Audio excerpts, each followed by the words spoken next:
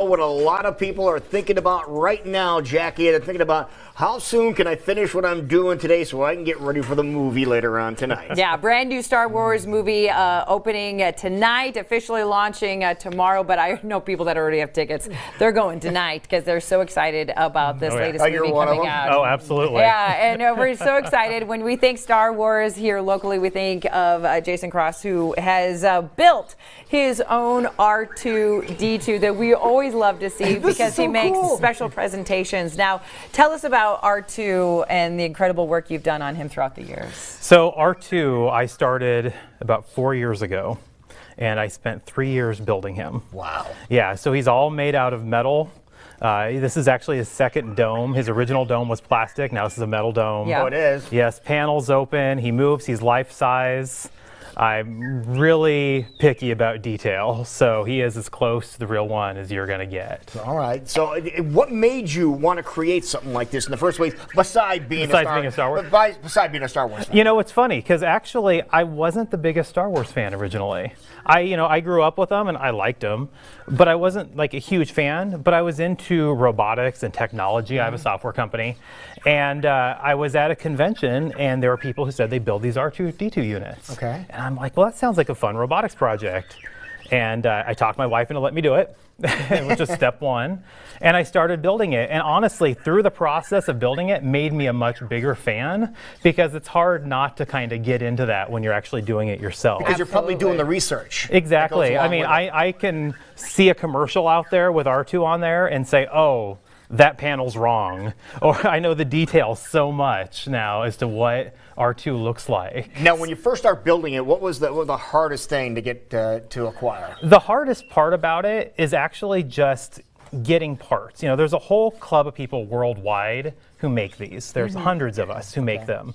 And we typically go together to get like a run of, let's say, legs machined. And you still have to figure out how to put yours together, how to get your electronics, how to get everything working.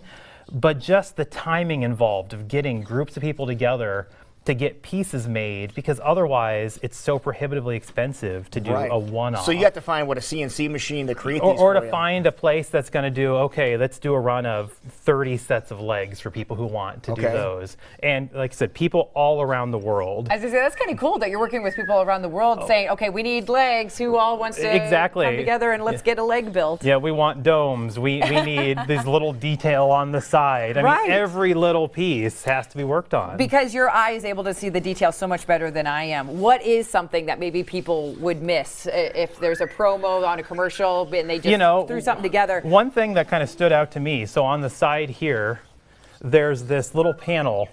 And as you see, it's blue, but you see how it's actually recessed. It's probably hard to see on camera, but it's recessed in there.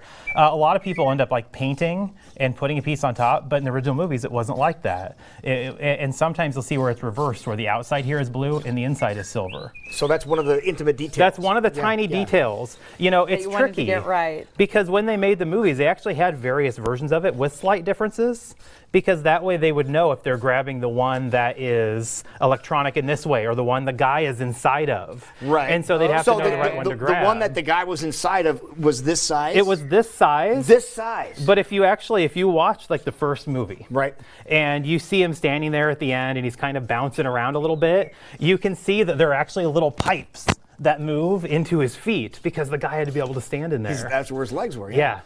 Wow. Unbelievable. But I love the movement. I love the sounds, which makes this so unique. And people are going to be able to experience meeting R2 because you're always so gracious about going out, especially when there are new releases of movies. Oh, I love taking him out. Yeah, so tonight we'll be at Flick's Brew House. Of course you will. 5:30 to 7:30. And people should stop by. They can get photos with R2. And look at R2 as a friend. I was going to say, we want to talk about your friend because it wasn't enough to create an incredible R2-D2. You wanted another challenge. And who is that gentleman next to R2? So the other one is Chopper. Chopper is from a show called Star Wars Rebels. Okay. It was an animated show. And so what was interesting about doing Chopper is there was no real one.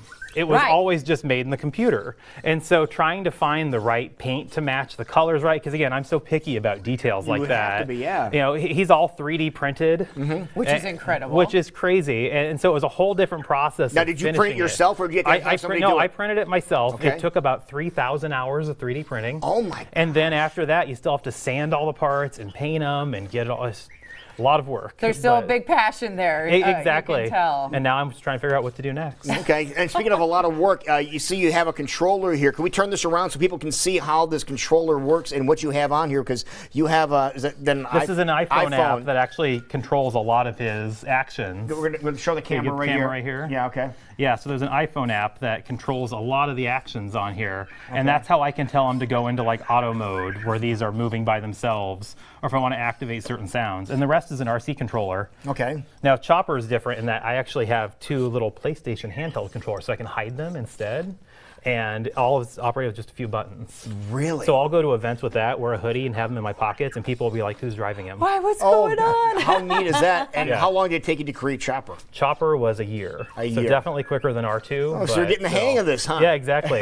Do you know what's next? Because I know you have something. You know, I have a next. few ideas. I'm thinking about maybe doing a Wall-E next. Okay. So there's some people who started making those. Yeah.